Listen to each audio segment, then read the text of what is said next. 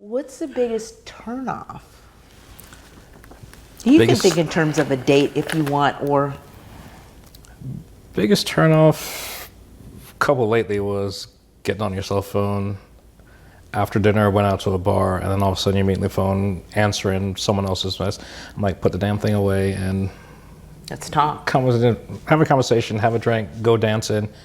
Something. It's like, okay, if you're actually going to go out on a date with somebody, be on a date with that individual. Why basically be on 2 dates? You're talking to somebody else with the person that you're with. It's like basically at that point you're just a pocketbook. Yeah.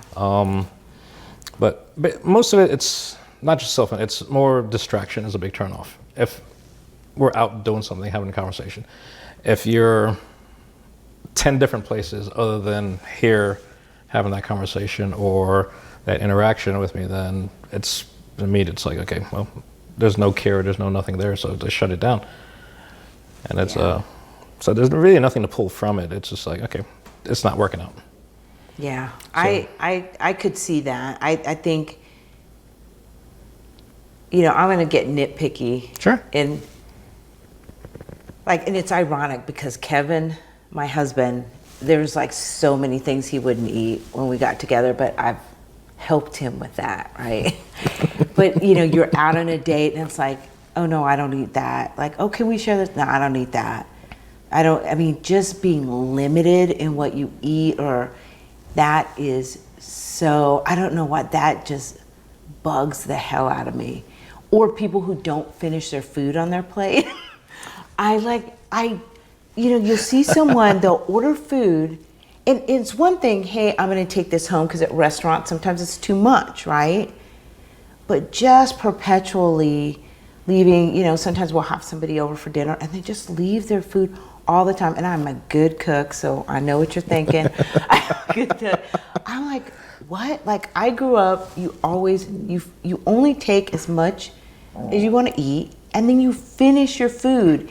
And so there's too much food. Like, I hate wasting food. I don't like people who are too picky with their food. Oh no, I can't get that. No, I don't like that. I have a good friend of mine, and I brought over pate for an appetizer. I brought over a bottle of champagne, pate, and smoked mussels, and he's like, my invitation? And he proceeded to tell me, and you know who you are, he proceeded to tell me oh, you might as well open up a can of dog food. I'm like, and I just said, really?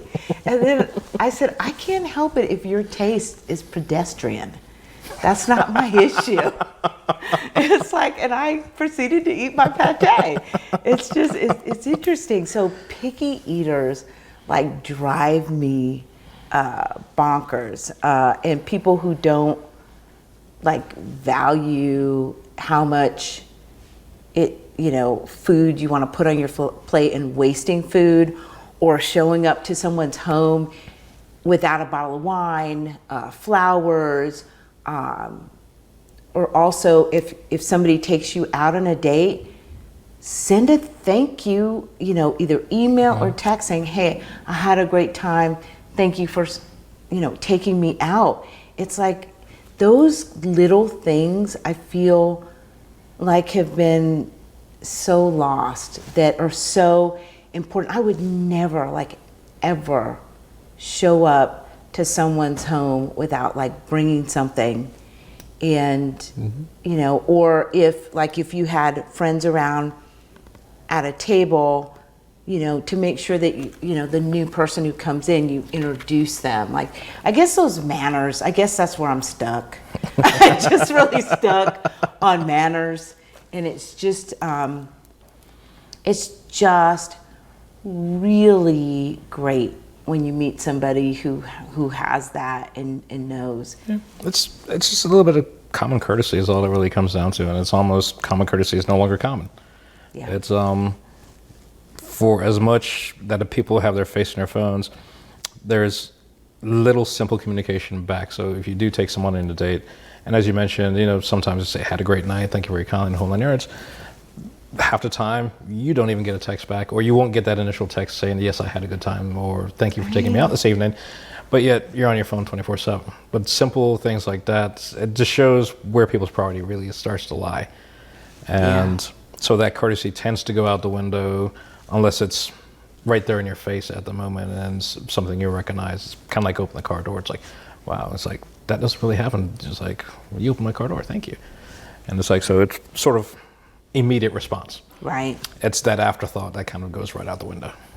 Yeah, that's just, it lacks, like you said, courtesy, class, in my opinion, and it doesn't have, there's no thought that that person had to spend hours at work to earn those dollars in order to take you out.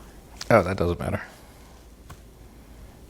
Yeah, it's just, it is really sad. It truly, it truly is sad. I mean, I always tell my boys, my daughter's only 14, but I tell my boys, like, if they're going over to someone's house, make sure you bring a bottle of wine. They're like, I know. Like, make sure you bring a bottle of wine.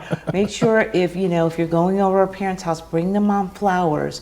You can go to Publix and get a bouquet of flowers for $15. I mean, and that's a kind of extra. You can actually probably even find one for less than that, or bring a plant, or bring chocolate, or just bring something that says, hey, I really appreciate you inviting me here. Or also, or somebody who doesn't, they leave and they don't like pick up their plate. Like, I always tell my son, like, if I'm going to someone's house, I always offer, can I help? 9 times out of 10 people say no. Yeah, they're gonna run you out of the kitchen. But you should, because somebody has just taken their time. Like, my son's friends are going to kill me, in which I love them, but they'll spend the night and they won't make up the bed.